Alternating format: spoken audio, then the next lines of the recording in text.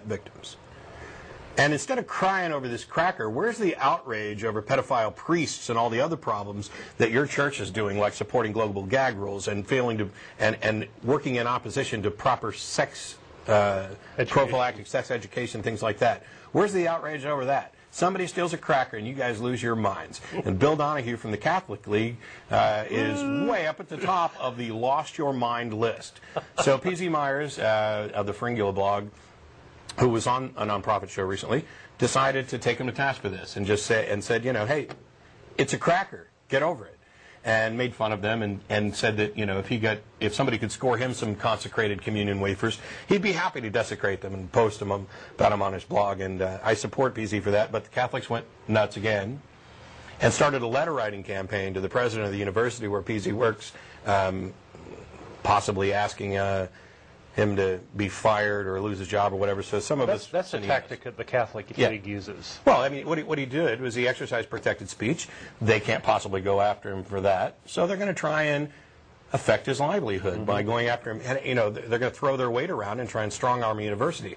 And I'm sure the president of the university has received threats of removing students and denying grants and all kinds of other things. I hope the university stands firm and supports him, because P.Z. Myers is a credit to the University of Minnesota Morris and to scientists everywhere, to anybody who's embracing reason. But, so what I did today, I did not get my hands on pre-consecrated wafers. I'm going to do that. I'm also going to encourage other people to do that in what I dubbed yesterday as the Eucharist Challenge. But it turns out there's also another Eucharist Challenge that's on YouTube that was posted yesterday. So rather than fight the guy over the idea, the thing is, Matt Delahunty. This is just me, and it's for my own interest to see who can do it and whether they can get away with it. The number one rule: do not, under any circumstances, disrupt someone's church service.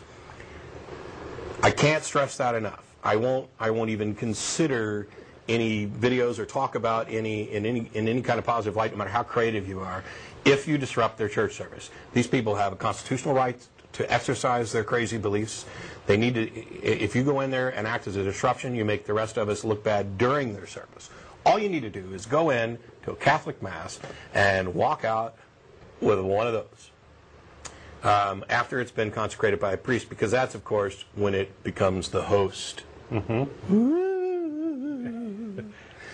It becomes part of the body of Christ.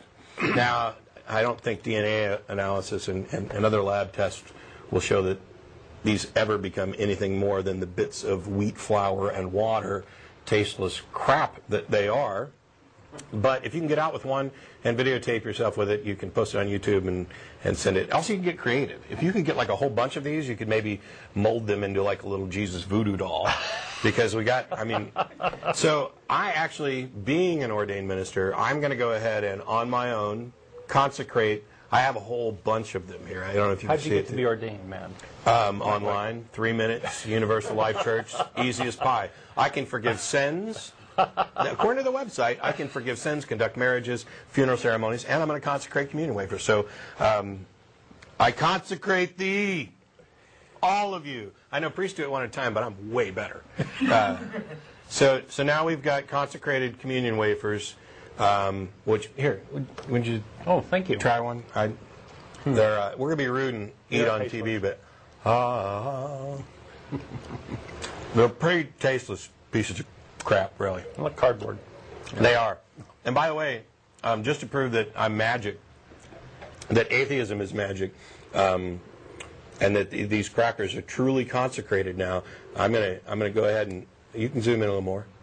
I want to make sure that. No, not that, yeah.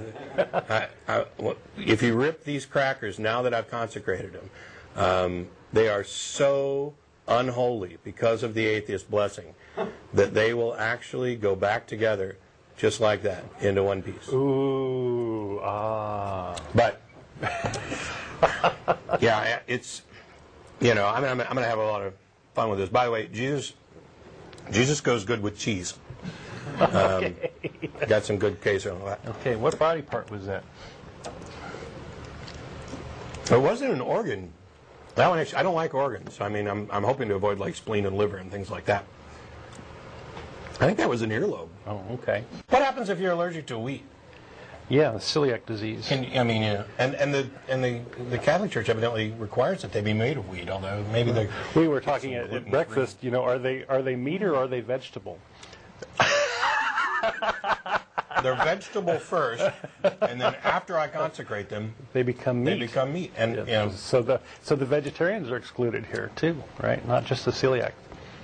I was a toenail. You can't always get the best bits of Jesus. I'm stealing Jesus. We are in no way responsible for any trouble you'll get into. We can't actually probably show this one on TV. I'm not sure which part of Jesus. Yeah. Uh-oh. I don't know. Uh-oh. Wait. Uh-oh. Oh, no.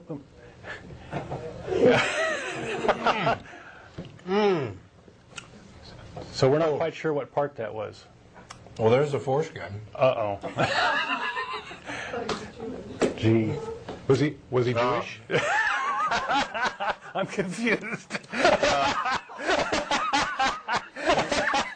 Oh, they weren't consecrated. That's the problem. No. If he existed, he was Jewish, but he probably wasn't circumcised. Oh, yeah? But that's a big long story. Well, Moses wasn't circumcised. Christ on a cracker, that one was bad. Jesus tastes good. We're going to dinner later, aren't we? Yes, we are. Okay. We're going to dinner at Threadgill's. I'm talking with my mouth full. Is way up. I'm stealing Jesus.